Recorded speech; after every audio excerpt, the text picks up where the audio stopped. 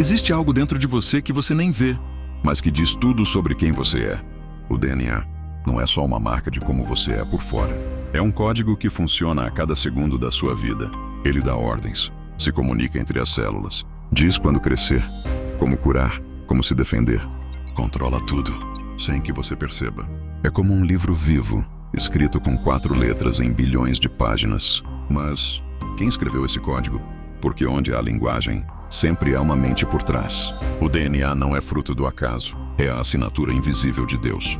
Uma impressão digital que declara: eu te formei, eu te conheço, eu te planejei. E enquanto o mundo busca provas da existência de Deus, ele já deixou sua assinatura dentro de você. Você não é um acaso. Você foi programado para viver, crescer, curar e refletir a glória de Deus. Você é lido por Deus. E se hoje você buscá-lo, o código se ativa, o espírito desperta e o seu verdadeiro propósito começa.